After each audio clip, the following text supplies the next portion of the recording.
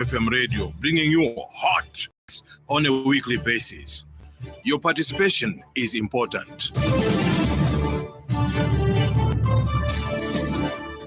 Good morning and welcome to yet another edition of The Burning Issue here on the Happy World of 5 FM radio on 89.9 here in Lusaka. Remember, we are not only on that frequency, we are also on our partner radio stations live on Tuta FM in Luapula.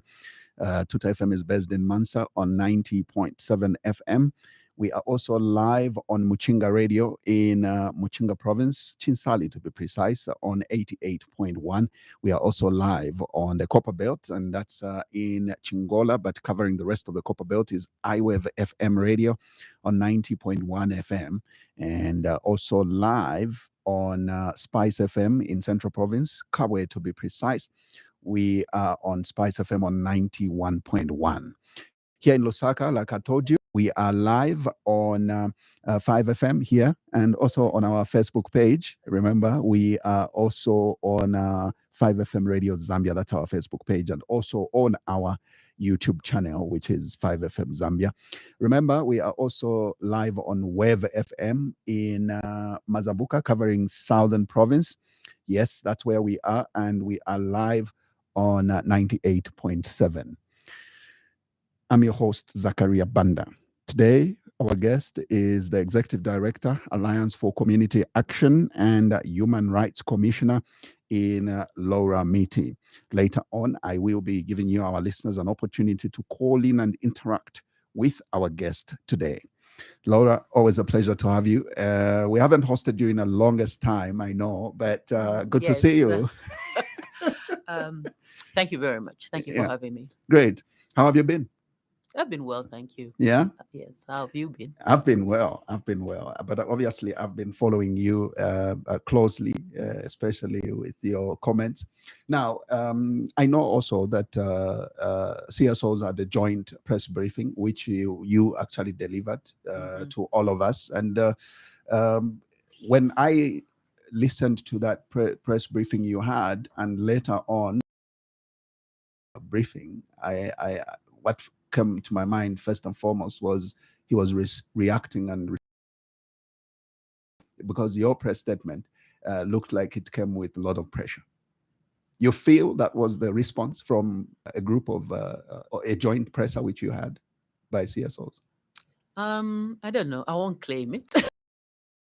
I won't be so vain as to say that we made the president do something that he didn't want to do. Right. We did not that.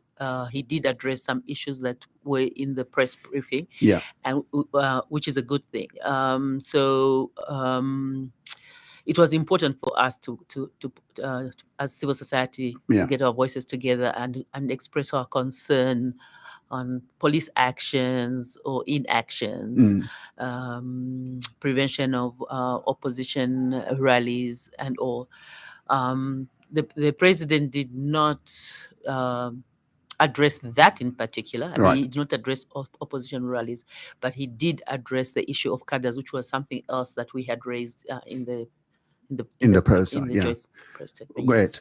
And also let's first of all look at the reshuffles. I know that you've spoken your mind on the reshuffles. First of all, he's decided to move a lawyer from Ministry of Justice to Foreign and brings Honorable Kasune into the Ministry of Justice and obviously swaps the other two ministers. But let's first of all critically look at that move of him removing, a qualified lawyer in the position of Justice Minister to Foreign. It looks like it didn't sit well with you. Let me start by saying I do not insist that the Minister of Justice should be headed by a lawyer. Okay. All right. So the person doesn't have to be a lawyer, but they need to be technically astute, legally astute. Right. I'd expect that they are quite experienced within in cabinet or otherwise. So they need to bring to the table a lot of experience. Right. So moving Minister Haimbe in itself is not too much of a problem. I mean, there was a vacancy at Foreign Affairs. If the president thinks he's better serving there, he'd be better to serve there. That's his prerogative. But to bring in Minister Kasune from Central Province, I think that was the first ministerial position, isn't it? Yes. I find that a little problematic, because my understanding of her CV, of her background, makes me wonder how she's going to deal with such a technical ministry. So it's not so much that she needs to be a lawyer. It's just that the kind of work you deal with there. For example, we as civil society right now are beginning to come on, work very hard around the Constitution. So we are very worried about the delay in the Constitution amendment starting. Yeah. We're going to have to deal with that. There are laws that are going to have to pass. The laws even that the president was talking about yesterday, laws on hate speech. Yeah. While much of the technical work is done by technocrats, the minister is the leader, is the political leader of the ministry. Right. So I'll agree. I did arch an eyebrow. I really wondered at the thinking behind that particular reshuffle.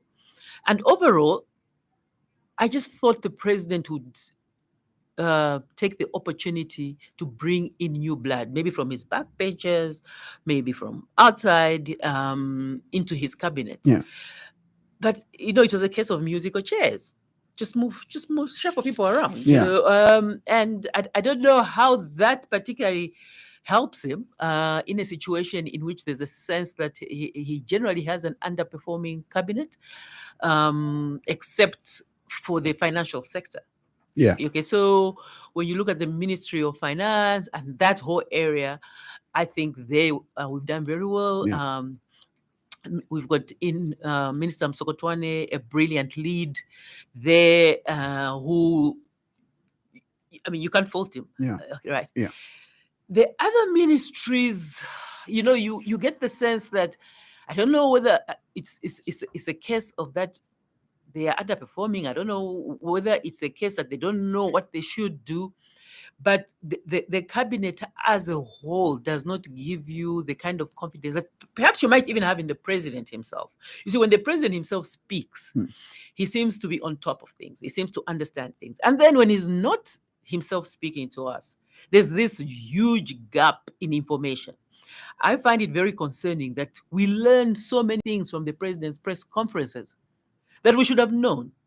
From his ministers. From his ministers and from his communication function. Right. So every time the president comes in, he'll tell you, okay, we've done this, we around whatever it is, in terms of whether it's climate change, the drought, this kind of thing.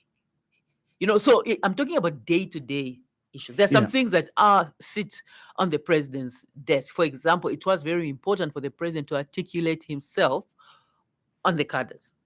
You see, because that was totally unacceptable, what we were seeing, and we hope is coming to an end. But in between the president's press conferences, the president's press briefings, you have this cabinet, and especially communication function that's good as dead. Extremely frustrating. So I would hope that these reshuffles that the president made are probably the beginning. At this point, I know, UPND people won't like it, but there are even people in some opposition parties who probably agree to work as ministers who would be better off. Yeah. They are much more functional. The thing is, at this point, we need the country to run. So our biggest problem right now is the economy. And also, I think our biggest problem is having a government that keeps the citizens informed. I have said repeatedly, and I'm still of the view that I cannot see what any other government would have done on the economy. Okay. Yeah. While it is true that President Hichilema overpromised, I mean, like he promised us heaven while he was in the opposition. I mean, I always laugh when I see these memes and you said this. You said this. You said this. I'm always thinking like, whoa. I mean, the man promised. Yeah. I get that.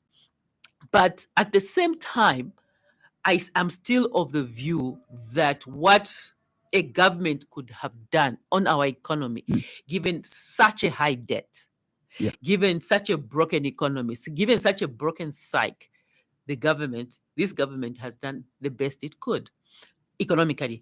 And I've said before, I think politically, they are a mess. Okay, because on politically and around governance, I find them very frustrating. But in terms of the economy, I don't think that the team of the president at the top and his financial group would have done any better. And then also, I also think that there are certain things that have happened that are kind of beyond the hands of the government. Yeah. But it's no good those in power knowing that if they can't articulate it.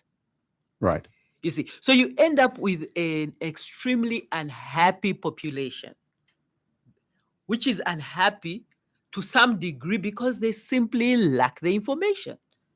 They simply lack the information that this is what this means. This is, when we talk about debt, in simple terms, this is what it means. The reason why we can't do this, the reason why there are no medicines in hospital could be this and that. The fuel, this and that. You know, when you talk about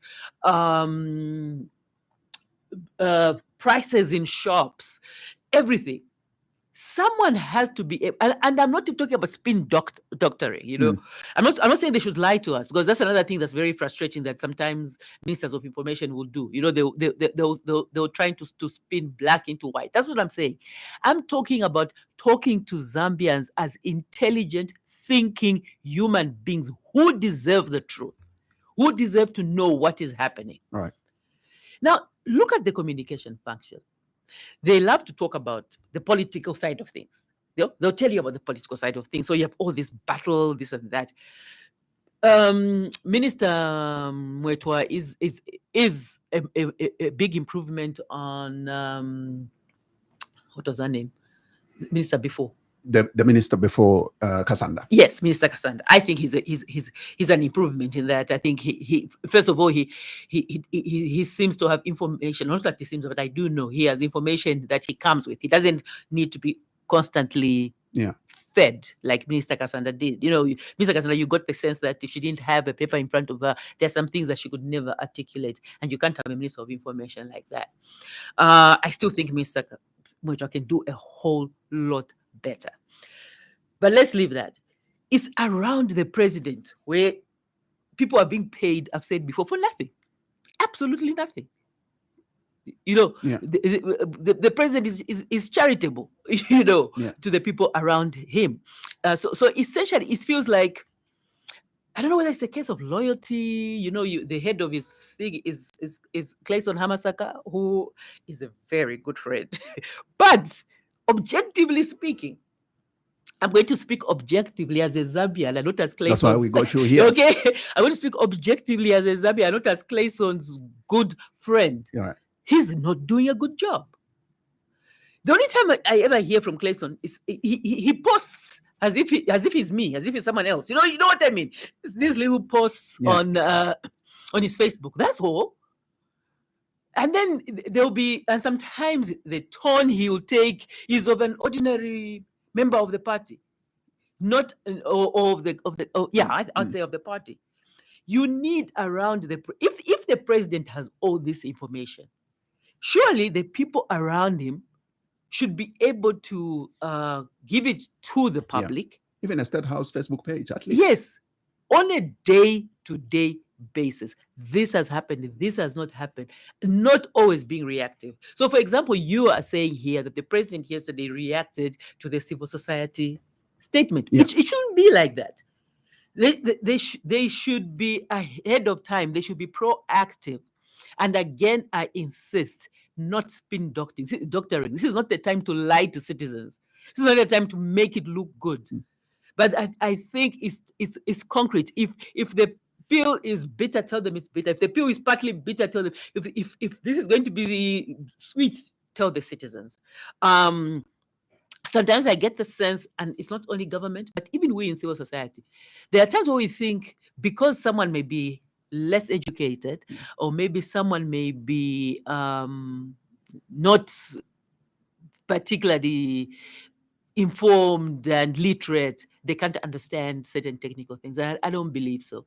I don't think there's anything that affects a citizen that they cannot understand if it is explained to them simply but substantively. You see. And so you have the whole ZNBC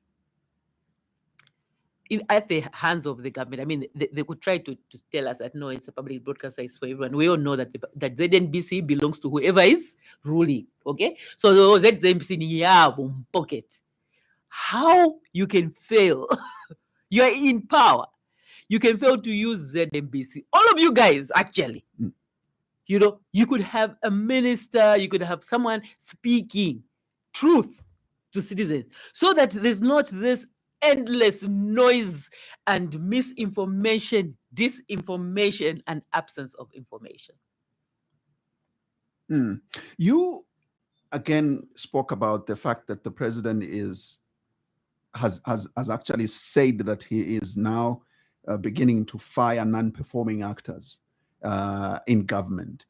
He spoke about how he has been patient for almost close to 3 years, hoping people will change and begin to see his vision and all. Quite a long time, 3 years, when you only have 5 years. Do you think that he's cost himself time in terms of pushing this country where it should be? Probably, especially again on information, probably. So I think he's taken too long to act, huh? to get, you know, he takes too long to get rid of non-performers. And I think it's I don't know whether he favors loyalty over everything else, you know, seeing where he came from. I mean, can you imagine, I suppose 20 years in opposition, and in very difficult opposition. Yeah. And the kind of attacks he was under, surviving those, I think you might develop an insecurity. You might develop a need for people you can trust. And so if you can trust this person, you end up maybe overlooking other things. Yeah. Now that is conjecture. That's my guess. But for example, the country can complain and complain about someone, and they will stay. You know, Minister Kasanda stayed too long. We have IG Musamba now, who, unless there's something we don't know, but he's an extremely unpopular IG. What is it that he's doing right? What is it that the president is keeping him for? Because in my adult life, I think IG Musamba is one of the worst ones. There's no difference between IG Musamba and IG Kanganja, for example. The only difference actually is that IG Musamba makes political statements where IG Kanganja never would. IG Kanganja used to act out politics, but he didn't make political statements. You can't have an inspector general of police who warns opposition parties. Now, come on, you know. So there might be something that we don't know that the president is keeping him for, but the president has to understand that there is this view from us outside. You know, I said to someone, someone made a response to our statement, Right. the social, the joint statement, not to me, but to one of the heads of the other organizations. So she shared it with me. And this person said to them that, you know, gave them background, these colors you're seeing, this is the situation, and that, and that, and that, and that, and that, and that. And her response, which I agreed with, is we as civil society can only work on what we see, what is in the public arena. Don't expect me to respond on the basis of what's not in the public arena. Don't pick up the call and call me and say, by the way, Laura. No, I will never, ever comment publicly on something I have heard privately. Never. You can go right through my posts. Never. And I can, believe me, I hear a lot of stuff. Yeah. So I hear stuff from PF. I hear stuff from UPND, UPND. yeah. I hear stuff from all kinds of people. I hear stuff from citizens who come into my thing and say, by the way, I've got this document. By the way, I've got this. Never. Because I think it's wrong. How would you know when someone is telling you a lie? But also, we as citizens deserve for our government to speak to us honestly, to speak to us publicly. You see, so unfortunately, what the president needs to understand is that we cannot deal with his government on the basis of things that are in his head or in his heart, in his chest. You see, he might know something that we don't know. Now, unless it is top secret, okay, unless it is sensitive information, he might as well tell us. The ministers might as well tell us. But to expect us to, conjecture, what if, for example, when we made a comment on Minister Kasune, someone said, what if the president knows something we don't know? Then we don't know. That's the answer. We don't know.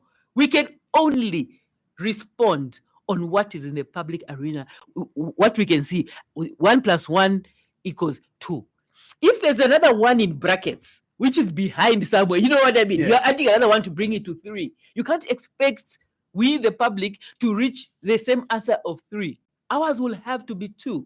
So essentially, what I'm saying is that the president, when we comment, and I can speak for civil society, when we respond and make our comment, we make comment on what we can see.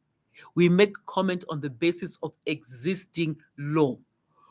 We don't make comment on the basis of what the special branch is telling the president, because we don't know. Yeah. Okay, so if there's something out there, we should be told. What we can see and what worries us is out there, and we try to work towards a Zambia that is safe, a Banda that is democratic, a Zambia that is secure, a Zambia that is informative for all of us. There are quite a number of stakeholders that have reacted to the president's press briefing yesterday. One of them I would like you to make comment on is a comment that Green Party President Peter Sinkamba made. He says, it's great that the president addressed these pertinent issues. However, he missed the point. The unprecedented rise in hate speech and breakdown in the rule of law is not because the current laws are not harsh. Rather, it is because the police and the courts have demonstrated discrimination or bias in the application of the law. Do you agree with that? No, I don't. Hate, as far as I'm concerned, there's a false equivalence. There's okay, let me not use language if you might not understand. But what is called a false equivalent is, for example, and I usually say this usually comes in marriages. Huh? Yeah. So you're sitting there trying to resolve marriages and you say, it takes 2 to tango. Won't say won't say apologize. Okay?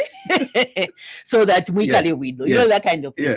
Meanwhile, this guy gives up his wife, leaves no money at home, is a drunk, has multiple girlfriends. Okay? He's upset that once or twice he came home and maybe his wife was late in offering him his meal. Okay? Yeah. Or whatever, maybe he doesn't like the house. The house is looking a little untidy. Allow us to say, there is no hate speech in this country that has ever come out in the way it comes out of the PF. Never. And there is never been the kind of hate speech. And the kind of hate, hate speech is maybe a euphemism that sounds, cleans up, is tribal hatred. It has never, ever come been in this country in the way it was in the 7 years in which President Lungu was our president. And never have we seen hate, tribal hate, used as a political strategy. All right? It's a political strategy. So the laws that exist are not, I think, are not deterring enough. You've never heard a leader, you know what I mean? Yeah. A leader of any political party make the kind of hate that comes out of every pore of PF. So I can give you an example. There was a time when we had, was it Mukombwe? Remember Mukombwe? Yes. I think Mukombwe, is it Mukombwe who actually, was it 2015 election? Just before the election. Yes. Yes. Was spoke tribal. I was quite amused, you know, like, Yeah. UPND in opposition were very good at shooting themselves in the foot, just like they still are. So just before the elections, they give a microphone to someone who they don't know what they'll say. I mean, like, you know, that's crazy. I mean, you know, if you're running a function or you're doing something, you should always know what this person will say. You know, it's just like they'll tell you a lawyer. A lawyer cannot bring a witness to court if you don't know what that person is going to say. So anyway, they give Mukombe the thing, and it goes on about, it's time for a Tonga. What did you say? Yes, it's time for a Tonga to rule. It's time for a Tonga to rule, and all and all. And of course, I think it was PF, then they ran with it like no man's business. Yes. Okay. I think Wumba also talked about Tonga's vote for she's an MP now. Is she an MP? Is Wumba an MP or a councillor in Kafiwe? Wumba should be councillor? Should be mayor, no? Mayor? Yeah. Okay, yeah. She also made that kind of statement. Right. You know. My good uncle, Arabi. Arabi was unapologetically tribal. You'd stand on thing, you know,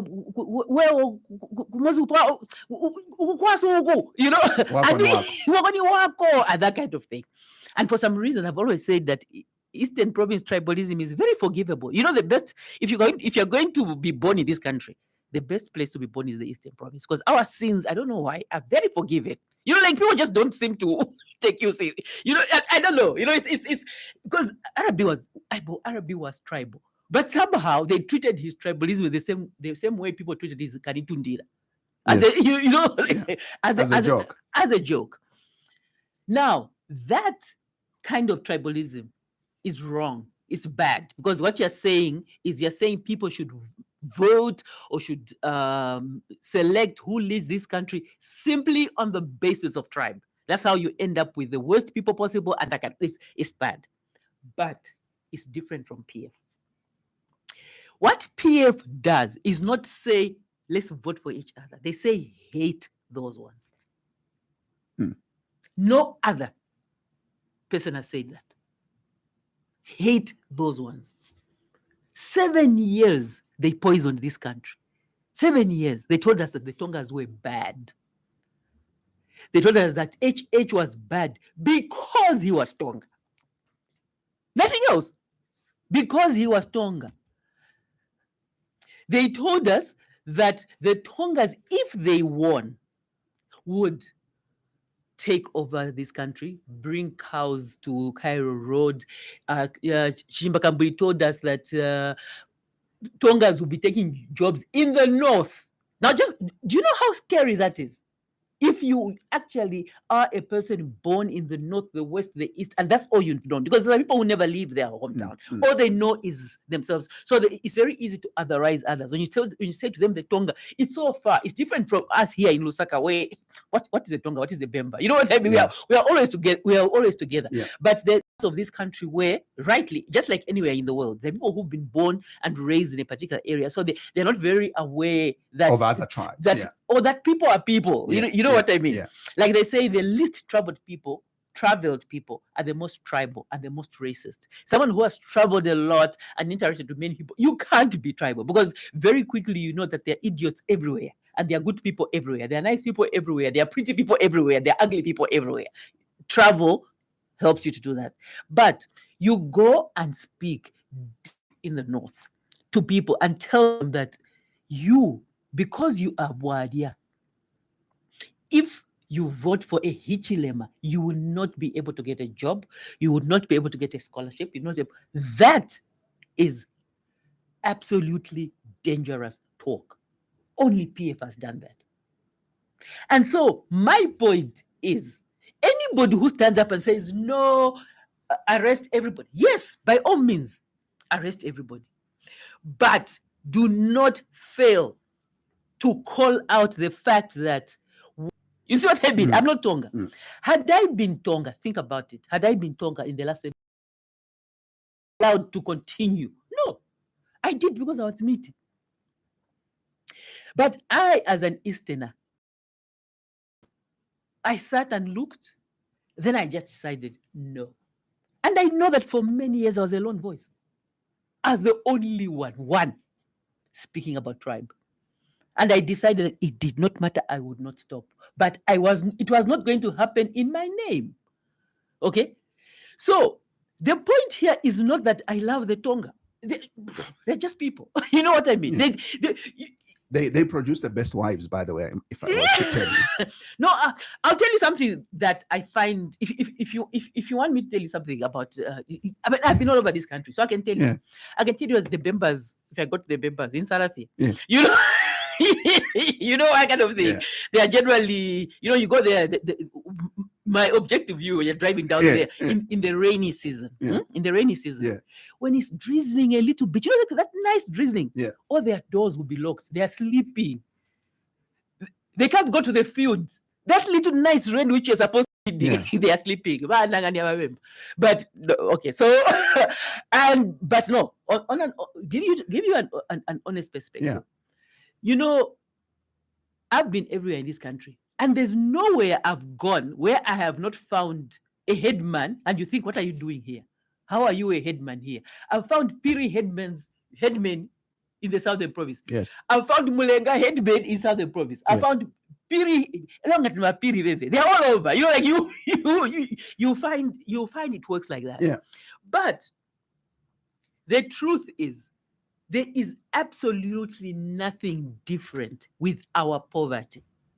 And I think that's the point we need to understand. Yeah. If you go to Southern Province right now, the people are hungry as anybody in any other part of the country. When you went to Muchinga and Asata, the people were hungry as anybody else in the country. When you went to Katete and Rupia, the people were hungry. No water. You understand? Yeah. The deep villages have no water across board. We just change residents and their tribes. It is wrong to make the poor hate the other poor for your benefit. When he was making hate speech, it wasn't for the Bemba. It was for him and Edgar Lungu, President Edgar Lungu. It wasn't for them. All of these politicians, we as citizens must understand that we should hold together. When we train as the ACA, we tell people, when you go into the village, even in the Southern Province, right now, we say, so are you PND? Mujisi Menda, you know, do you have running water that says this is UPND water and this is UPF water? No. If there's no water here, there's no water. Everywhere, yeah. So it's no use you hating PF right now. You can start hating PF in 2026. Now fight for your water through CDF. There was no special PF water in Chipata running. The poor, and you know, Zambian poverty is so undignified. But our politicians are prepared to use hate, and that is what really upset me about the PF. So I'm going to say this.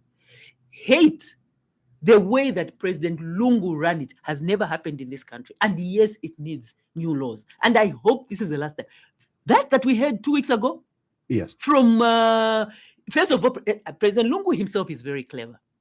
Like he doesn't come out straight and say, I hate this tribe, or I'm going to use politics for division.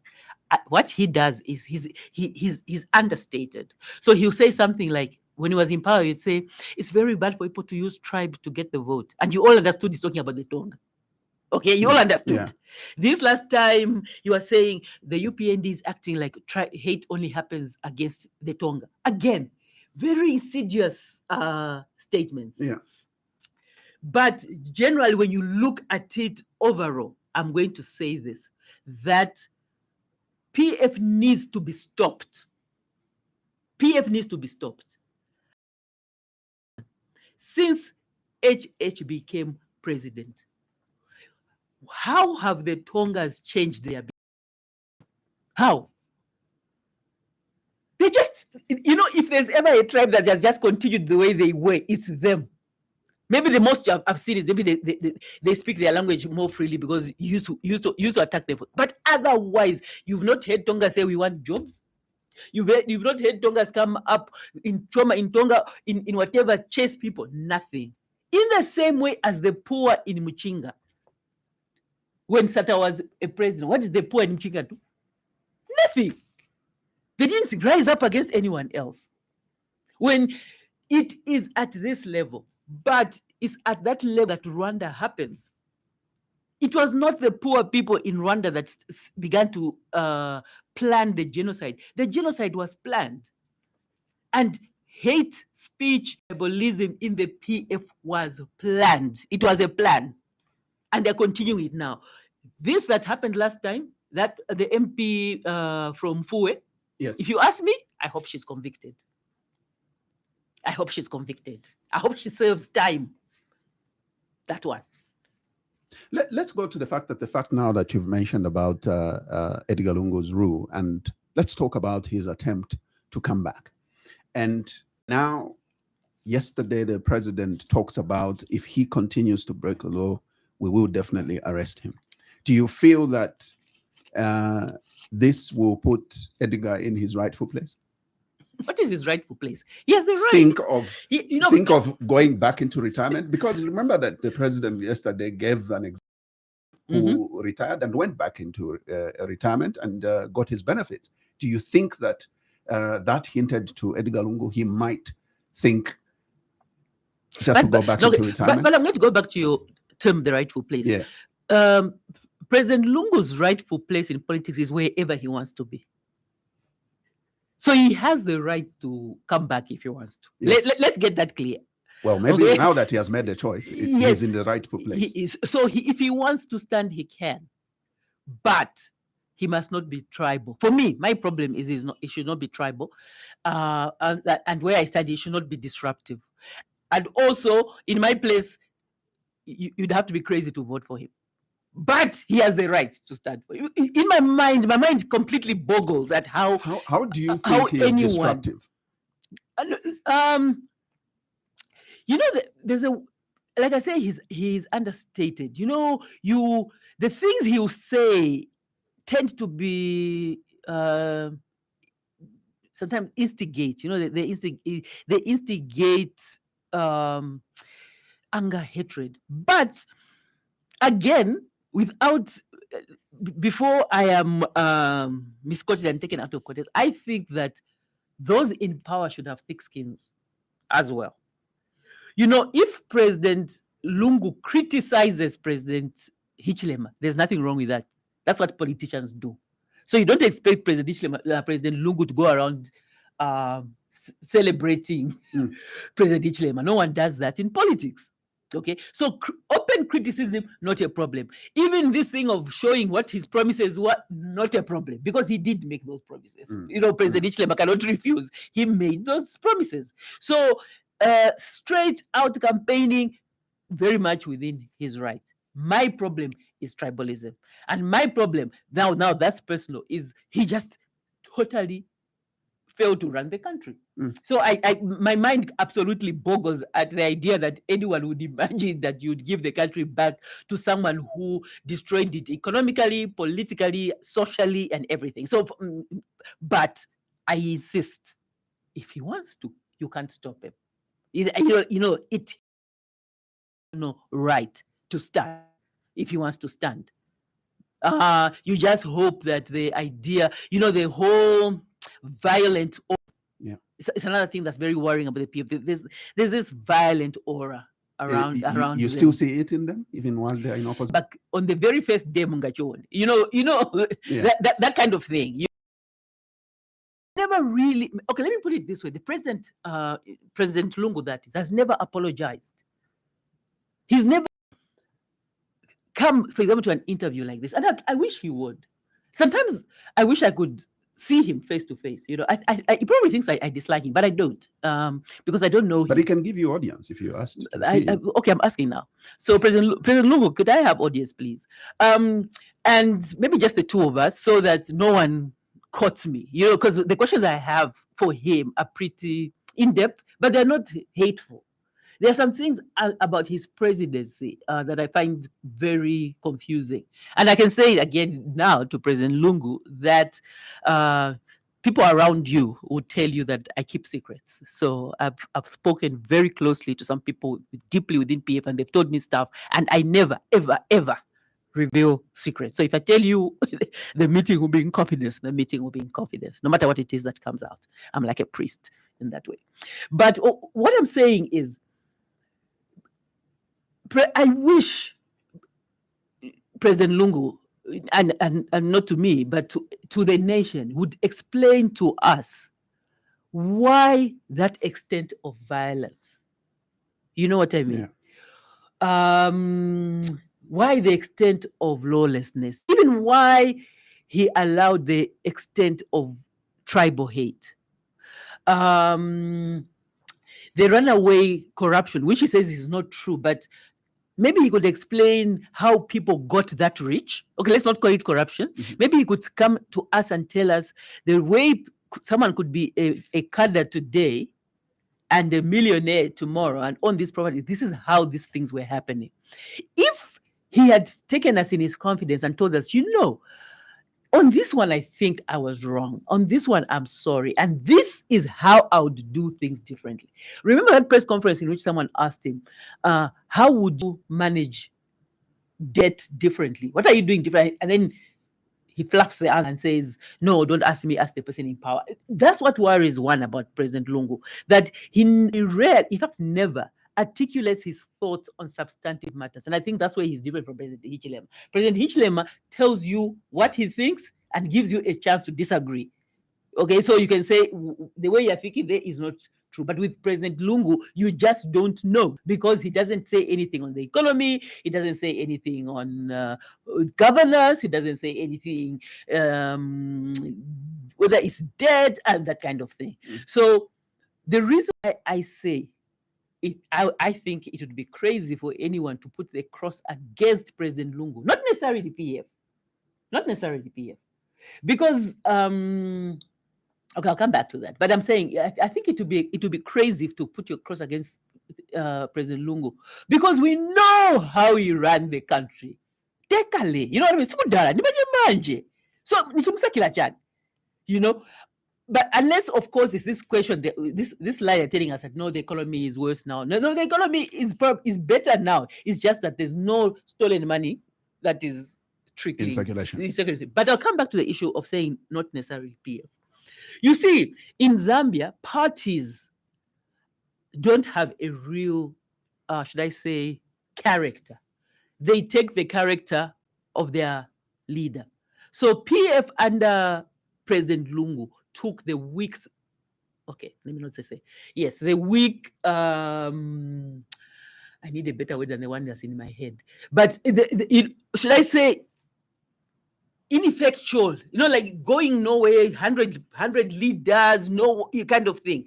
That was PF, very undirectional, very, I don't know whether he himself is violent, but he allowed it. You know what I mean? He allowed people beneath him who probably were more violent than him to give the party that image, which then he got. But within PF, even now, there are leaders who could immediately switch that, the same way that Manawasa switched the image of MMD. You see, so for me, when I say not Lungu, I'm not saying not PF. Right. I'm not saying not PF. I say over and over, PF and UPND in particular. So you're basically saying PF can come back, but can come back better under probably a different leadership. It's good. It's good. If PF found someone who could give President HH a run for his money in terms of character, you know what I mean? Yeah. A leader. We need a leader. Not that made. You know that contraption. You look around it. Who? All of you there. Intelligent people. Sakura Sikota. Who? Are you really telling us that what you're offering us is President Lungu? I mean, like, why? And I'm saying this is my objective thought. Even in that same group, there are people there who can do better than President Lungu. Why? I suppose the idea is that he's the one who's got numbers. He's the one who can call people or bring people in. But on what basis? Okay, maybe he could win. Let's say he could win. Do you really want us to go back to where we were in the last few years? I mean, Sakuba Sikota, are you really telling us that you miss Zambia under Lungu? Yeah, it just makes no sense to me. You see, so it's not about the party. For me, I just think President Lungu was a bad president, full stop. I think he's a nice guy. I really think he's probably a nice guy at the party. I really do. And I think he's a nice person to sit with and talk to. He comes across as affable. He comes across as liking a good laugh, but not as a leader. The president yesterday in his address talked about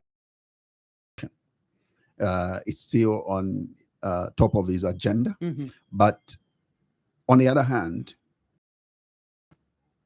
the general public also, which feels that the fight against corruption is targeted on certain individuals. Let me bring it down to Edgar Lungu, as he has complained to the international media about how his family is being peeled like onion. But who should it be targeted against? Who? The immediate past president, wealth we cannot understand. Former president and the leaders. I mean, who should it be targeted against? Give me who? President Ichilema and his children. We haven't, so far they haven't given us any indication that they got their fingers in the till. In fact, so far we don't even know if they exist. I don't even know. The only president's child I know is Mianda, because she did that wedding for us. But otherwise we don't. So, it's crying foul should make sense. What I agree with is that the investigations should be fair, the court processes should be fair, but I certainly want answers. And I'm just a citizen. I would love to know how President Lungu got rich. I would really love to know. He's a top-notch lawyer. He was top-notch lawyer. So top-notch lawyers don't make that kind of money. Even top-notch lawyers don't make that kind of money. Not in 7 years, and while you're not in practicing law. You see what I mean? So I honestly would love to know how President Lungu, Tasila, and his children got rich. I'd like to know how Bowman Lusambo got rich. I'd like to know how all of them got rich. I'd love to. And believe me, it's just logic, plain logic. My brain likes to know these things.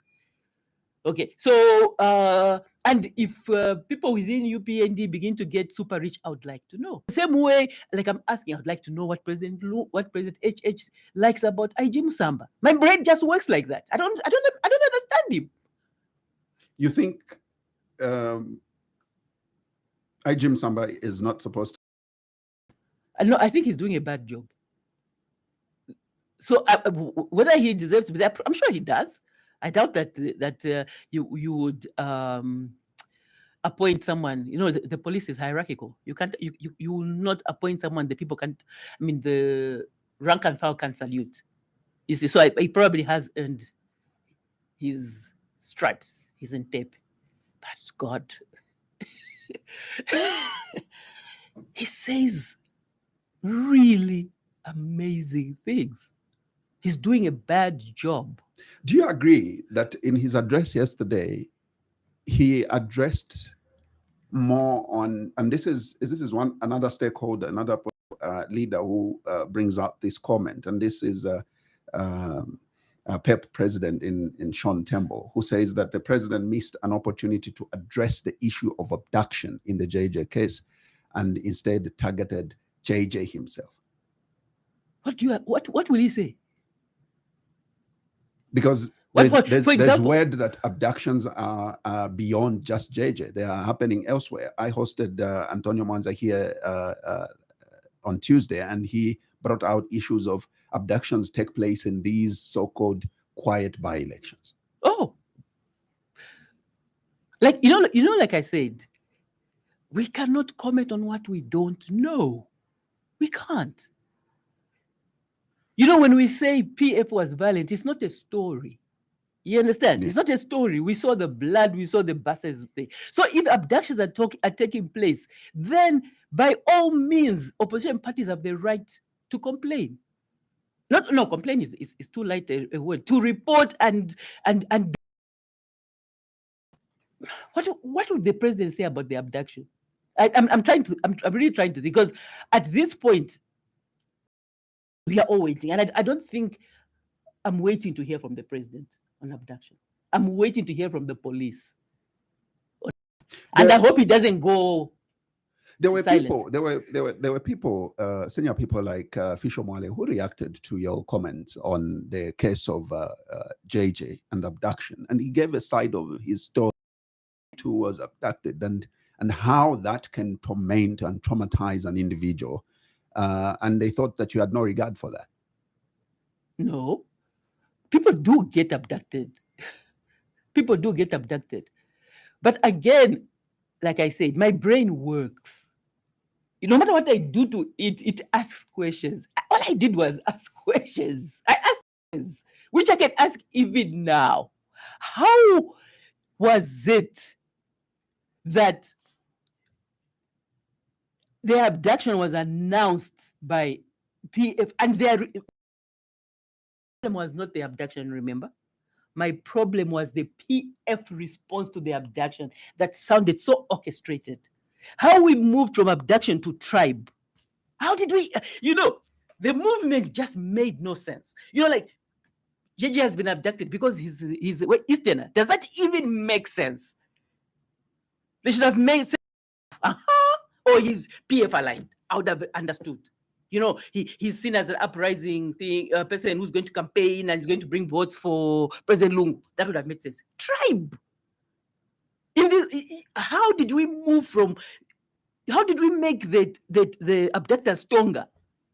How? And who talks about Tongas if not the PF? You see, so it sounded very well planned, and also how the response was aligned. Everybody who spoke was speaking about tribe, was speaking about the person, JJ, have been abducted by the government. My point was there were alternative explanations. One was suicide. There was a note. Why didn't they say, could he have committed suicide? Could he have run away and decided to appear in other countries like other people have run away? Was that a way of running away? Was it criminal? Was it government? Give it 4. You know what I mean? It could be government. It could be him running away. It could be criminal. It could be suicide. How did all of them, without any single word seeing it differently, end up saying it is? That's what questions. Just questions. So my question was, it smelled funny. Smelled fishy. The response. You understand? The way you respond. When police come into a home and a spouse has been murdered, one of the first things they say is, this person didn't look like a grieving spouse. Our response to things as human beings, we can read them. They tell a story. As for Mr. Mwale,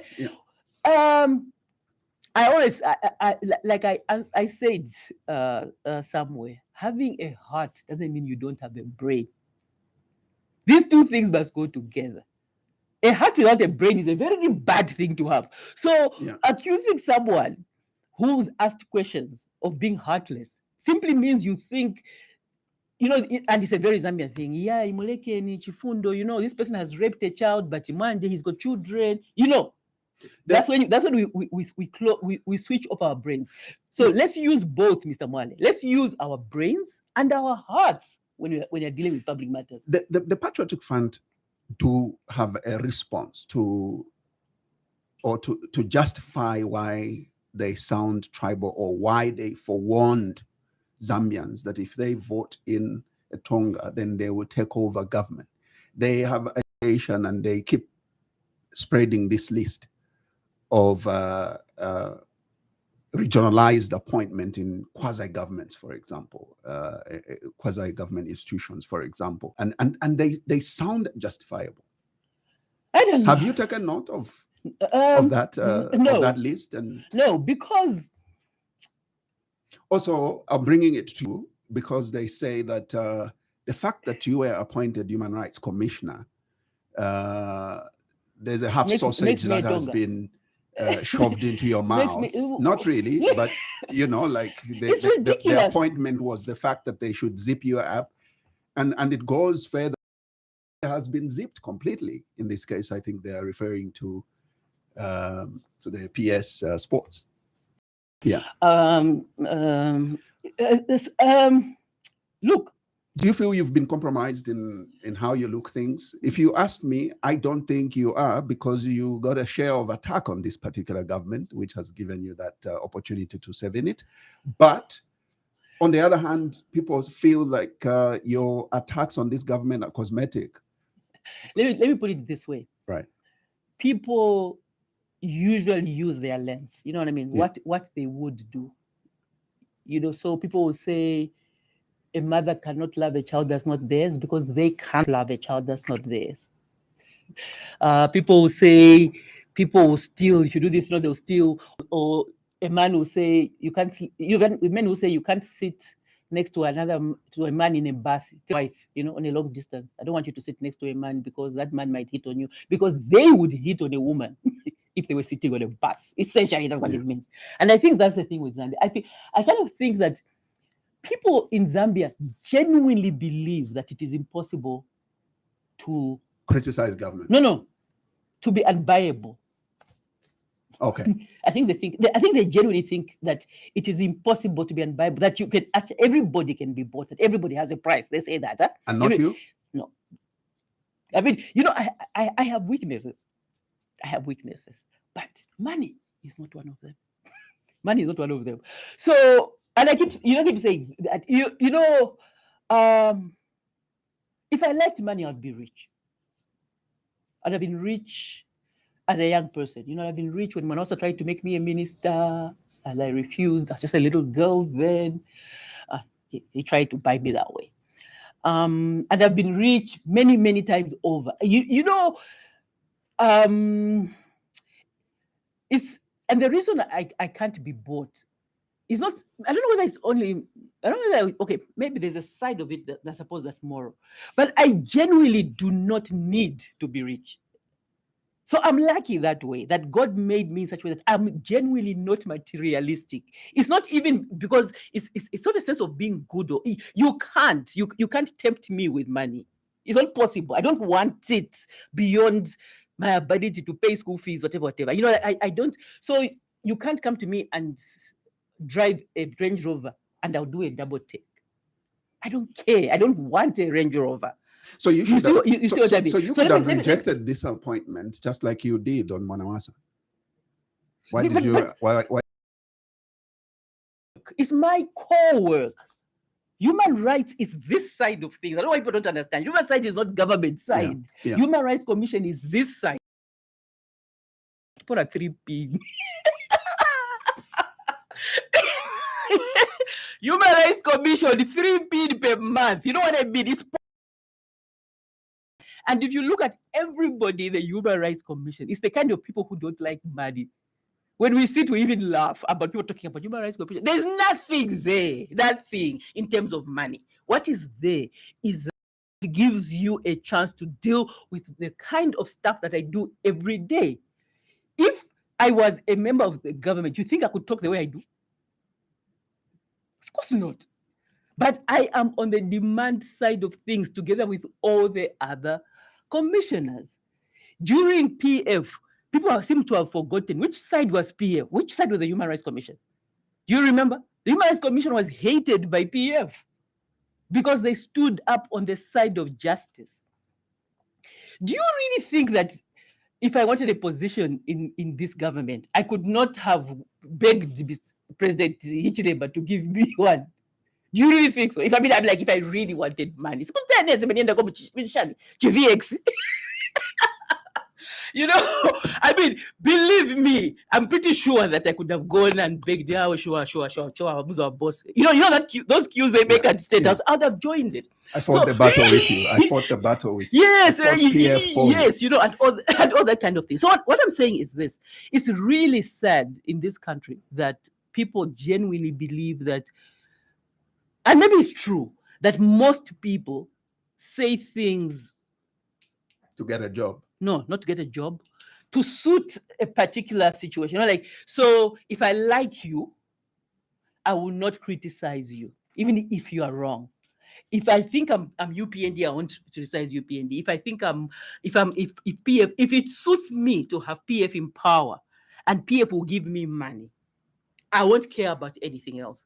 And that is, that is the lens with which they look at everybody. So there's just this sense that they find it difficult to believe, and I understand, because I think 90% of people in public life have been inconsistent. 90% of them. You know, you can go through, especially the opposition leaders, go through them just the last 5 years and look at their statements. One time they were saying this, one time they were saying that, one time they were saying this. They change according to the weather. You know that, you know, like you find it impossible to recognize them. It's possible to recognize this Sakura Sikota and the Sakura Sikota, for example, who we knew as a lawyer and maybe, I think was he president of Bulas, I'm not sure. But you know what I mean? It's impossible. The two are impossible. And most people are like that. I for one, I can even go to sleep. From the time I was 20 when I started writing in the paper, 20-something, to this day, I'm just not consistent. You see, because what I say is what I think. I'm not saying I'm never wrong, but I'm saying I tend to be consistent. And my biggest consistency is my ability to put Zambia before my personal relationships. All right. So I suppose it would be true to say I have a soft spot for President Hichilema as a person. Okay. Maybe in another life, he would be a friend, if you see what I mean. Mm. But right now, he can't be a friend because he's president and so I no connection whatsoever. I don't speak to the president other than on what he says in things. But nothing about my relationship or my thoughts about President Hichilema will prevent me from criticizing wrong for Zambia. In the same way, if I think President Lungu is being unjustly treated objectively, nothing will stop me from defending him and standing up for him. For example, when I said I think they should give him his protection and his office. I think we must change the law there, because the office of the former president belongs to us. You can't have a former president without security. You know, my mind boggles to imagine that President Lungu has no security. He's a former president. If he's the one who's abducted, what will we do? You know, it's like saying my mother is very annoying. So, balala pass. You know what I mean? When the world looks at you, they won't look at your mother's difficulty as a human being. It's you. So we need to take care of President Lungu. Well, on the basics, an office and protection, a vehicle. Money, I can understand maybe. You should say you won't be giving him his benefits because I think those he has given. But you cannot have a president, a former president, who's alive, who has no security. It makes no sense to me. Well, my guest this morning is Lola Miti. She is Executive Director, Alliance for Community Action and Human Rights Commissioner. I will take a few phone calls. Obviously, our listeners are itching to talk to you. maybe even the PF are itching to get back at you. But I want you to have this in mind. As I take phone calls, I would refer you to just make a comment on something. There was a writer who wrote something about Zambia and how Zambians in diaspora are thinking, and generally how Zambia is taking forever to develop because of certain, because of where we actually misplaced energies on. Mm-hmm. So I'll quickly read this. Kenya still has many problems, just like Zambia, but they are playing a far different game from Zambia in every possible sector, from the economy, from the economy, arts, media to culture, and even the quality of discourse is at another level. Read a Kenyan newspaper. The quality of writing, depth, arguments, and the intellectualism is nothing to the raw deal we are fed here. I belong to a WhatsApp group of Zambian international professionals. Our overwhelming discourse daily is politics, tribal divisive politics. A similar group by Kenyans is mainly about pooling funds, investments, and building new housing complexes. And also, it goes on to say buying shares in new hotels and coffee estates, with political differences but aside. The famous multi-million Renaissance Dam in Ethiopia has been financed by Ethiopia in diaspora. Frankly, I don't see how Zambia will ever catch up. True. I would say, I mean, we got a big problem in thinking. You'll get back to that. Let me take phone calls for now. Just have your say it's on. Good morning. Hello, good morning. Good morning, boss. Fine, thank you. How are you? I'm okay. Your name, sir, and where are you calling us from? This is Wom Sanjay calling you from Embe Central, Zambia. Wom Sanjay. Straight to the point. Moga Panja Amai. Kanamwe, I'm Sanje. Yeah, Amai. I haven't read the Kikuya Migilani Munga Sungem. Tifuna Mai Woko Samongaim. Izi kondie yatu azingi mipando watima wapaka jata kuti basunge batuone kuti batusunga kwani koma been studying uchokera pamene bana kupasanika mpando kacha isevena ngusimunga tizire jata we are cross living the push to parliament umwende musanga paja we are cross but kitu amene mugwira pitirizani nkale kuona ziko hiyo nongeka sontani poipa choipa kichokeko muno mu Zambia. For instance, I'll give you an example. Me, I'm Tonga. But kinali kunivava ine nikakamba chape chitulu cha kwatu munili mubasi bose kucheuka ku Zambia. But kasai mu Chinese ati pamozi akakamba kulibe wo musonjerera kuti akamba kichani. Kinali kunivava mai. Muntu kunyuza kuti no uyu mutundu tungapage chimwala apa tafaka Yesu but uyu mutundu ungasake chimwala. It was very demeaning. So hence for that one ni kukongovesani kuti pangalira mulo amai pushingali la mulo yamene zamasala abantu bamene badwala mu mitu baja biko bulinde ni kutwala kuko abana bakwatirana mubaona na bamene bagamba bajanizi bakuti balina bazukuru kwinango koma bali nu pa mitundu.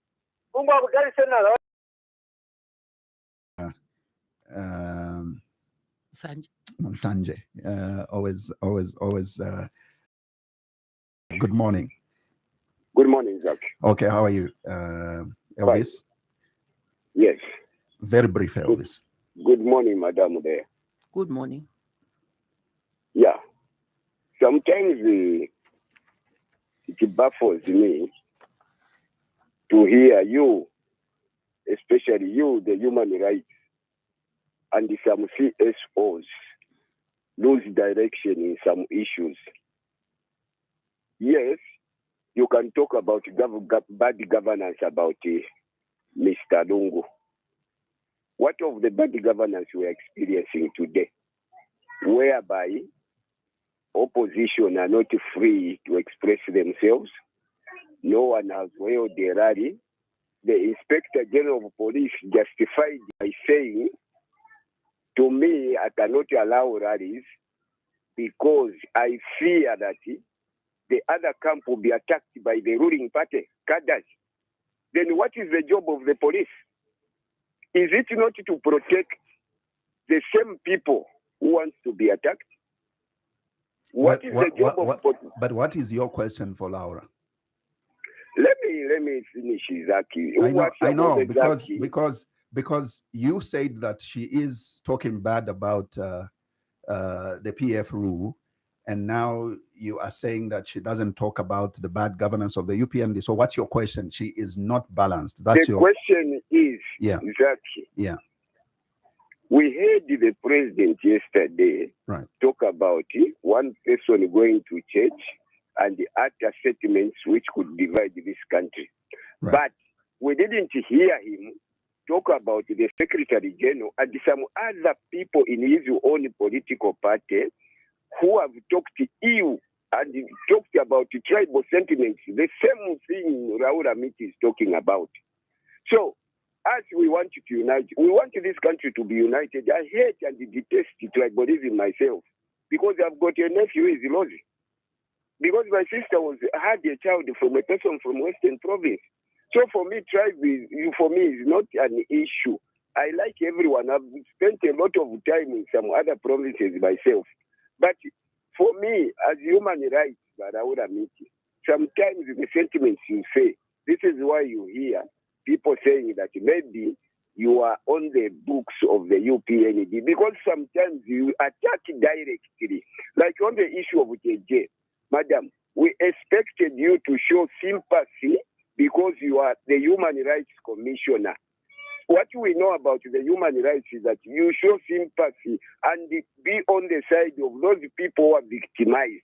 But to me, I think that maybe you were not on the side of JJ because you would have waited for JJ to talk about his kidnapping rather than you, before JJ talks, you start speculating.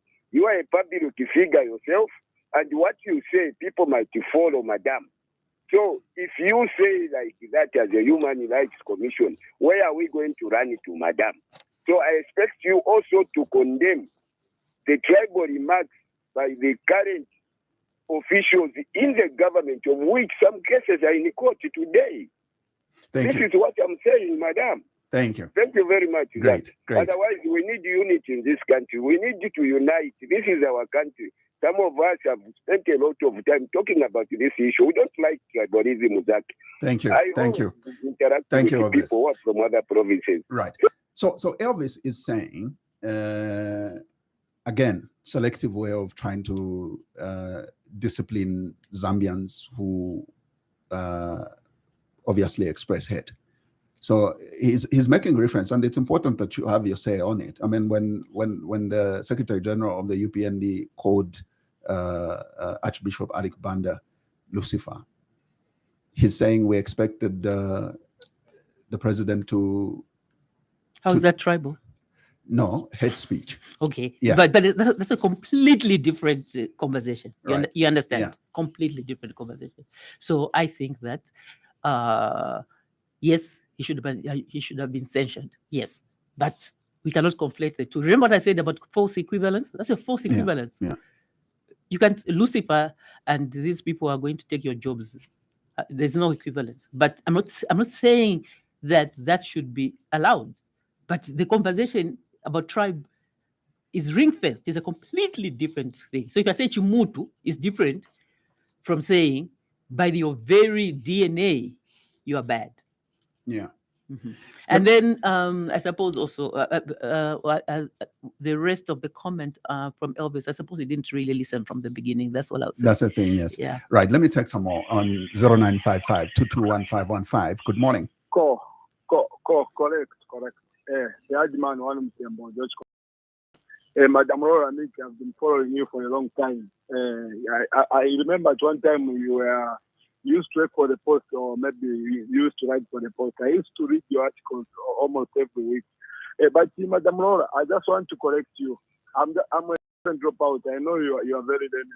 when you are giving examples of saying that the genocide because of tribalism, that is very wrong. I just want to educate you that the genocide of Rwanda had nothing to do with tribalism. It was started by the colonial masters, the Belgians. When they came to Rwanda, they treated the Hutus as trash. And if you remember, in 1969, they dethroned King was it King Kagiri, something like that. Isn't Hutu a tribe? Yes, it's a tribe, sir. So it was on tribal lines. So it wasn't tribal lines then. Also, it was on tribal. Yes. But she said that okay, but in and on among us, they are making a mistake to say that what is happening in Zambia can happen in Rwanda. Okay. We know that Rwanda only has 2 tribes. In Zambia, we have more than 60 tribes here. How can we start a tribe war? It is very impossible. So anyway, thank you very much. Continue speaking very well, madam. I like you. Bye. Thank you. Thank you very much, Mutembo, for that. Did you want to quickly react? No. We take another one. Good morning. Mulishani Bazaki. Tulife bwino kachimwe mulishani. Nelibweriranda. Elo lero nachira tontonkanya. Atinimani. King for the voice of my chola. King for the macha tontonkanya pali barola miti. Hii ne human rights. Emkwai. Chavipa siyokutira ati ba human rights bata inchitwe nkulu ero kutanga akanyampuku bapora kanono sana awe tachaba bwino bane because imwe duty mwako ataikulu sana aba kwati ni ba police kwa bantu now ba human rights ine mulandu nala mifuika kumota mwaba fair kumumwati fair kwadi bensambusha abantu shimosho mwa ingiramo isharenge cyaro rero kufika pali inoita because ingamwa turande issue of counseling like these children tube mona majangi kweba fyati mwali tupokensa mbivini ya kupera kanso kubana iya kutira ati umwana fyabare tukita tiliti ukupuma pakuta kukupanda nga kupuma pamonekati zona bauma ino nchitakuya kukakishanga waisa ku human rights. Another one question therefore kumipusha. Why mwate mwaku ingira pali condemn instead kuliacha lubana ero mwalaita umfuati the human rights have condemned.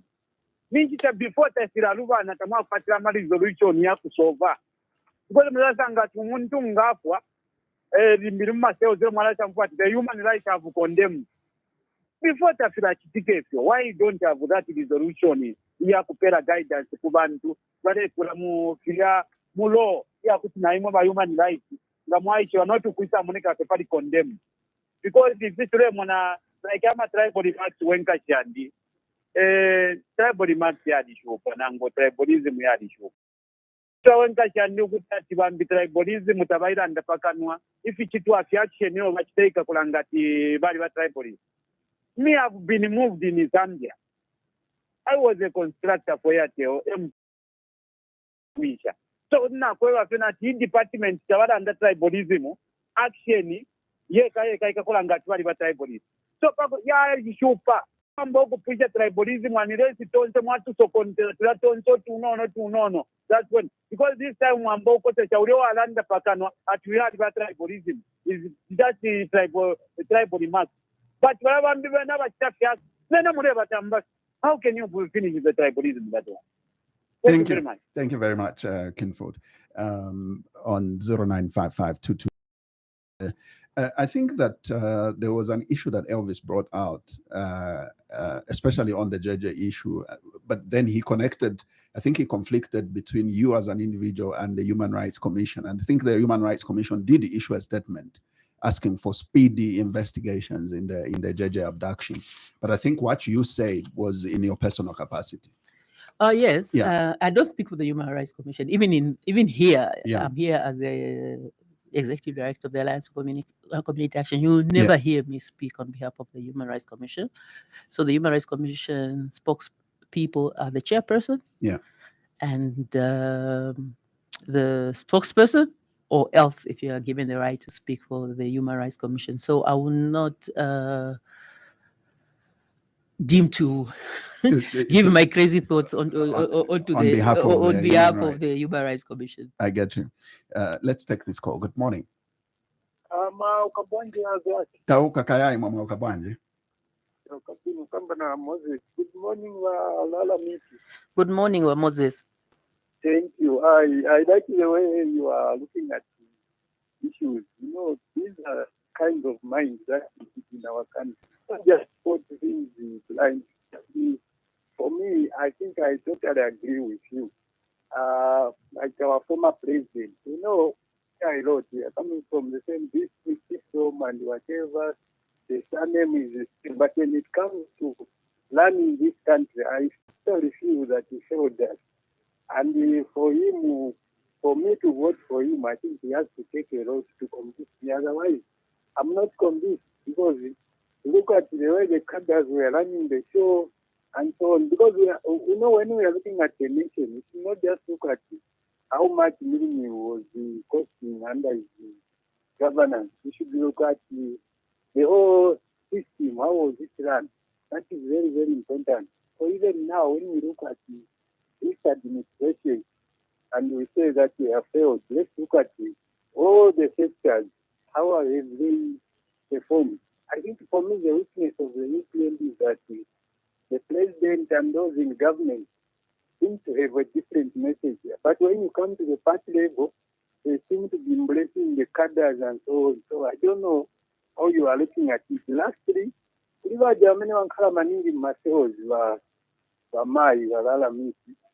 2 weeks akalimwa mini mujesainda kukoti. Kuchitapo chiani mwe kati maona chuma politiciani atawagwira mazulu wachoka. Manje wajawasala wasauka mkamba pochiani yavu to help them. Thank you, we are listening. Thank you. Thank you very much, Mr. Moses, for that.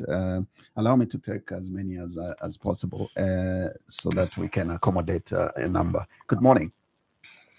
Good morning, Zach. How are you today? Very well, thank you. How are you? Brother Chisha? Very fine, thank you so much. Exactly, this is Brother Chisha. Please go ahead. Madam Mick, how are you? I'm very well, thank you. How are you? I'm fine, thank you so much. I have a question for you. You have openly said that you are not in support of the former head of state, Mr. Dr. Lungu, coming back into active politics. No, According to the, I didn't say that. You said you are going to support him to stand as a PF No, candidate. I said I wouldn't vote for him, but I said it was his right, that no one should ever criticize his right to stand. But I said I would not support him becoming president. Those are two different things. He has the full right to stand. Oh yeah, but I heard something like you are campaigning him to say asking what have you seen in him? Does it mean that you don't have other people who can come and stand on PF? Is that not what you said, madam? Yes. So I did say that I would be very amazed at anyone who would decide to vote for him. But what I am correcting is that I think it's wrong to say he should not stand or he should not be in active politics. That is fully his right. But yes, I do think that he has not proved to us that he would run the country differently. No, you can, because the Bible is giving us a clear picture of someone who was called before, who was killing people. This time around is a great evangelist who has got a lot of hope in the New Testament. I want to believe if you're a Christian, but I'm not be able to agree with me. And the former head of state was not so a savior like Paul was. Paul was more dangerous than Lungu. So for me, the provision of him become a good person is very much high. And moreover, I've been following his sentiment. It was just read for yesterday when he was advising the current president to be careful this same catalysis. That's the thing which made us to lose power. I want to believe you heard about it, Madam Miti. I'm sorry. I'm very amused at. You see, if we are going to go into Christianity and the people's ability to repent, now that is a whole different ball game. In other words, anybody can be president. Okay. In other words, anybody. So we shouldn't even be having the conversation. Madam Miti, the letter I want to remove from your voice, to paint Lungu black to the extent that he was so a criminal. Maybe he was a dangerous person. A second chance. I think, Brother Chisha, I'll come in. Not necessarily that I would like to defend Madam Rola, but I think that put it a point to say the thing that Edgar Lungu has not done is to convince us that he can run it different. He has not come out to convince the citizens that I'm coming back to run the country differently, and this way is how different it will be from the last time he had the opportunity. That if we say he has not convinced the citizenry, then it's not true. If he has not convinced Madam Lola Miti alone, yes, I agree on that one. But he has convinced some of us. Okay. So if the Madam can say he has not convinced the citizenry, then I'm not going to agree as Brother Sisha and the other people have accepted him to come back and the president, if the chance is going to be given to him. Moreover, he's Indian, right? And moreover, I'm also a president of no-nonsense party. Maybe, who knows? Maybe I'm going to be adopted to stand as a president. Thank you. Yeah. So as I conclude that, Madam, let's go the Bible way. People do change. The former head of state. No, not the Bible. No, not the Bible. Let's just deal with what we can see. Not for me, I'll go the Bible way. If you don't want to go the Bible way, leave me alone. Thank you. Thank you, Brother Chisha. Thank you, Brother Chisha, for coming. I've got Madam Mumbipiri here. I hope that you will be brief, Madam. Welcome to the program. Yes, I'll be very brief. Good morning, I'm Lamu. Yeah, good morning, Mumbi. How are you? I'm very well, thank you, my dear Mulam. First things first, please, Amai, musile number yanu kuri Razaki when you finish the program so that I can get it and I'll be able to fulfill your request that you want to meet the former president. Secondly, Amai, what you should say is that Edgar Lungu hasn't convinced you as an individual that when he comes back, he will do such and such. Because there are others who feel that they need him back. So on that one, you should say, he hasn't convinced you. Don't speak on our behalf. Thirdly, I was your victim when I was in prison. And let me air this out today. I was shocked that you started saying the PF party had abandoned me. They were not coming to see me. I don't know where you got that from. Because even the prison warders, they were shocked. In fact, they are the ones who showed me your posting because I had no access to the phone. I don't know where you got that from. And yet you are a commissioner. Your job is to see people in prison. I wasn't the commissioner then. Hello? I wasn't the commissioner then. But before you finish... No, you were. No. My dear Mlamu, you were a commissioner. And if you have seen my politics... Can I one moment, Wamumbi? No, I just want to apologize, Kylie, so that you move on to something else. So I was going to say to you that, to you and the PF actually, that if... Come again, I'm not getting... No, I said that I would like to help you so that you can use your time on something else. So I was going to say that I'm very sorry. I'm apologizing. I'm apologizing maybe to you. Okay. I'm apologizing to you and the PF that if indeed I was wrong that they were not coming to see you, then I absolute unmitigated apology. I felt you should have made that statement after visiting me. Are you aware that even Madam Speaker, being a woman, she visited me? The Deputy Secretary General, Gertrude Menda, came and visited me twice. I was receiving, for me when I was in prison, it wasn't even happening the way it's happening now. Nobody was denied access to me. Today I was not receiving than 2 visitors across the country. That's why when you wrote that article, the prison warders were shocked.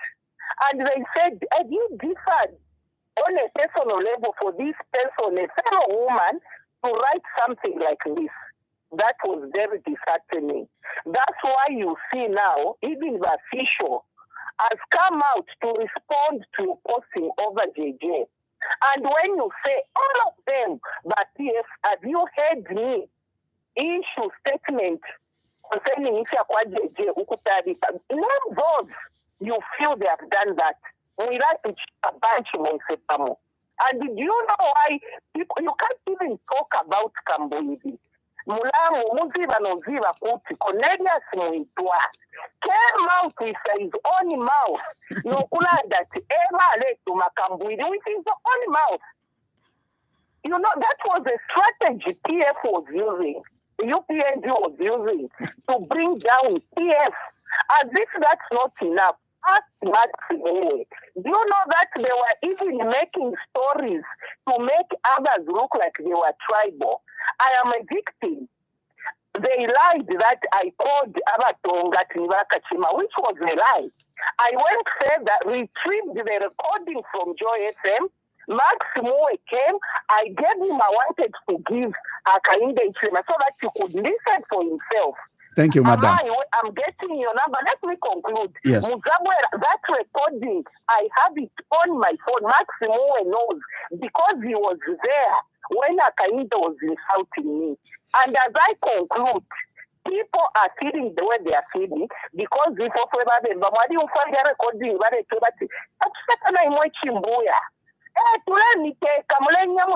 did you ever hear any other tribe saying that? So let us be fair. Please, I'll be waiting for your number so that I can arrange for that meeting. Thank you. Bye. Thank you very much, Madam Mumbi. I'll take another call. Good morning. Hello, Nani? Evans, Evans, kwachazanga atibwanje ba Evans. Guess Mundani Msut. Kaya namwe. Yeah, Zikom. Yeah, Tanoinga come the Pocheva Gate as a human rights, Kapusoke Karisinko. Let's stop up one, Monga Palima politician, or Namabura, Maposa, would no, in Cabuera Mpawa, and the good chance of 50 Quataunga, Benson of Vichite, Imo Bembali, what accuse you as to my politician, you are so. Because as far as I'm concerned, couldn't have a main player, couldn't want a Monga Musaidina, Gaffney, no, if I'm a PF, we paint a black Mungati, but thank you, Evans. Although I would like to state that she's not here in her capacity as a Human Rights Commissioner, but she's here as the Executive Director, Alliance for Community Action. So she will not be able to respond to any questions around Human Rights Commission. Okay, It's gone. Right. I'll let you respond. I'm sure you've got a response to make to Madam Mombipiri, but also she's offered to get you to meet His Excellency former President Edgar Lungu, just so that you, who seem to be the only citizen not can come back and do things different, is convinced.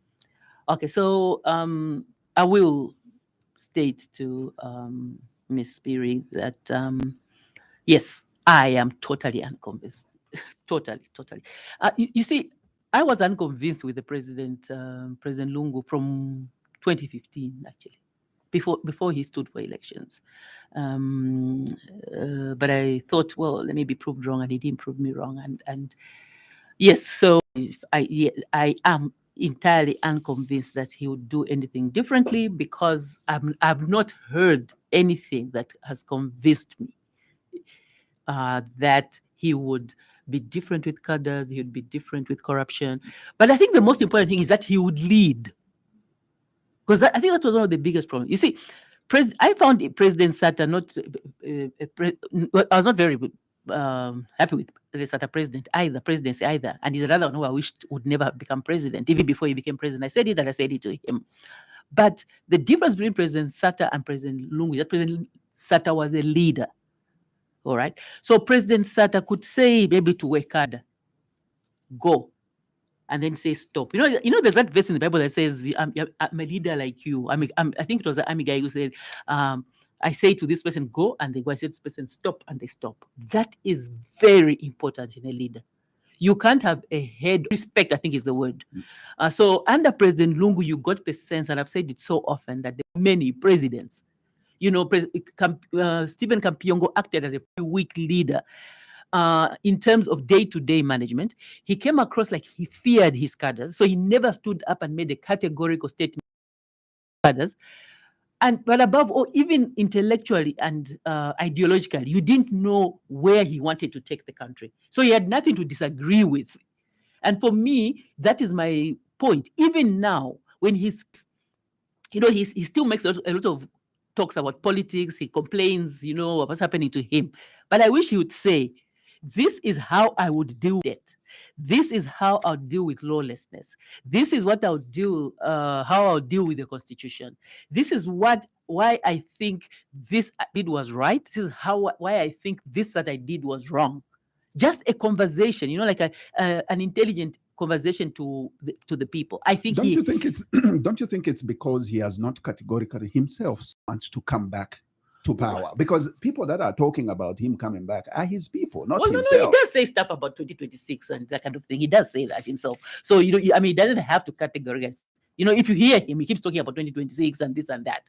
But if he doesn't want to come, I'll be very happy, because I think he would allow someone else within the PF to rise and be a proper opposition. You know what the problem we have right now is? No matter what we say, the position that President Lungu is holding is preventing someone else, potential leaders, a potential leader who President Hichilema can't point fingers at and say, and you did this and you did this. You understand? You see, President Lungu comes to the fore very flawed, because there's so much against him that the sitting president can point at. He can spend 1 hour in a press conference saying things about President Lungu, which are true. They are true. You did this, you had cadres, you had this, you had this. What that means is that we have this big hole in the opposition, which is very sad. We need someone who can make President Hichilema talk about issues only without that point. If you see what I mean. So I feel that President Lungu is hogging this space in a way in which he himself, barring some miracle, and miracles do happen, cannot fully use, if you see what I mean. I repeat, there are people within PF who could stand up and begin to talk about matters with and take both President Hichilema, his ministers, to a debate without the baggage that President Lungu as a person carries. So my point is not so much that dislike President Lungu himself. Like I said, I've never met him, but I find his politics really mind-boggling, if you see what I mean. And so, but I honestly think he is bad for Zambia. That's my view. I think he's bad for Zambia. I think he's bad for Zambian politics, and he's bad for the opposition. We are sitting right now with a fragmented opposition, and none of them standing as a human person, one getting the kind of support or authority that you need in the opposition. This is the first time since 1996. 1996, we were in the same place. By 1996, Chilubari probably should have gone, because he had already begun doing all kinds of strange things. The issue of corruption had already started. He had changed the constitution. Zambia was unhappy. But if you looked at the who could have allowed UPA, probably UNIP, to hold a good part of parliament, decided to withdraw, boycott that election. Therefore, what President Lungu is doing is what Kaunda did. In refusing to pull back and allow someone else who could give Chiluba a run for his money, he stayed there. Then at the last minute, he boycotted. In that election, we had Chiluba this side, Din Mungomba, who, in the end, I remember going to the polls, and I don't even remember who I think I voted for Dean. But the point is, there were people, yes, maybe beginning to emerge, but nobody who you could possibly say this person is going to be president.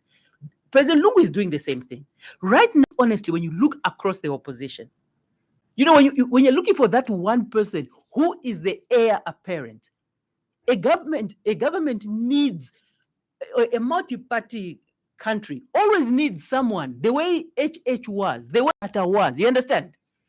Arabi had to look at Sata because Sata could get enough voice and could sit and command respect. But if the person who is the head of the opposition is someone like President Lungu, what you're doing is you are giving privilege to the person in power because you are just fragmenting. Who? He has a lot of arsenal. The He person in power has a lot of arsenal against you, but you're also preventing other people who might be able to come in and say, I'm clean. You see, and in a way, this is what HH had for a long time. Of course, the criticism of these other things, privatization. But if you look at him, he didn't have the baggage of having been in power and having done this, and people do not like you. It's exactly the same position our friends in South Africa find themselves in. Where, if not Ramaphosa, who? Do you understand that? If not Ramaphosa, who? Zuma, Malema, DA. You understand?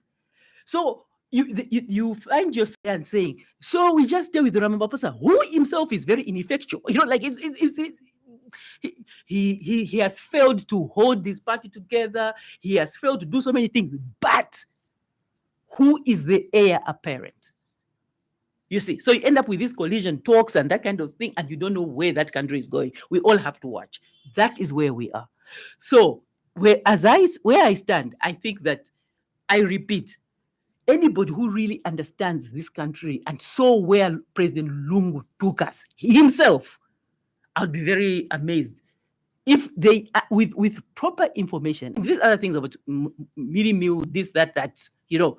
And this person said that there was a promise of bringing mini meal down. I mean, if you listen to me, I did say from the beginning that President Hichilema gave us amazing promises when he wanted to marry us. But at the same point, at the same time, like I say that I also am of the view that what could have been done economically by this government has been done. So I find it very difficult to fault him economically. I fault him a lot on his politics and his governance, but not on his economy. But the point is, like I keep saying, who? So President Lungu is damaging this country. We need our multi-party politics to function, to properly function. I want someone who President Hichilema, when he goes to speak on those podiums that President Hichilema likes to talk, when he's talking, he should be dealing with matters. President Hichilema, you've said this about debt. This is how I say you should have done it. You see what I mean? This is how I say you should do it. And when this person goes out, President Hichilema knows this person has got real support. I should be scared of him. You see? So it is that kind of thing. Ms. Piri was unhappy about my statement about what happened when she was in prison. Yeah. I mean, I have no way of knowing who used to visit her. It looked, like I said, I comment on what we see.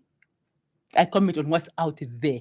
Yeah. Okay. And from what we could see, there was a period there where she was not being visited. But deep apologies thing.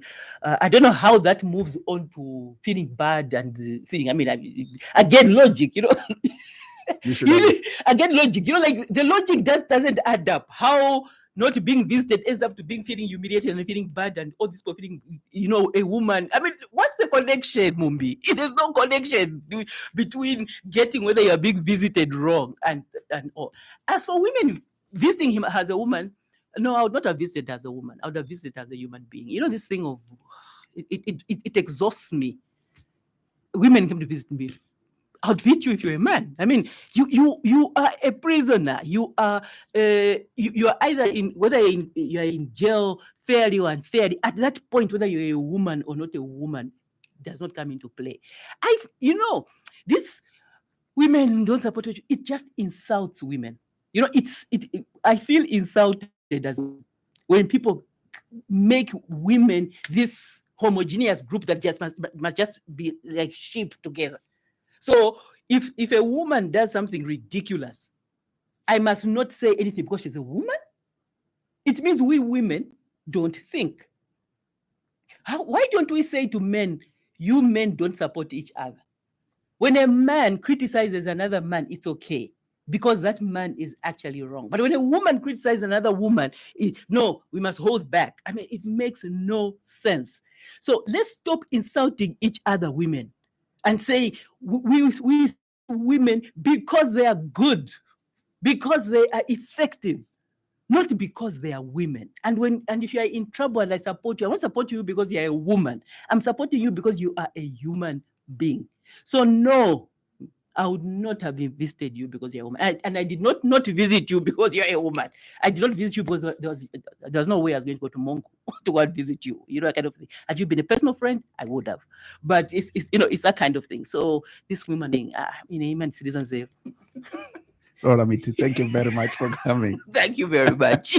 I can only wish you all the best. And of course, I know yours is a busy schedule. You still had to respond to this call. We know that you had a busy schedule yesterday, but thank you that you still had to bend and you had to give us an opportunity to have this interaction.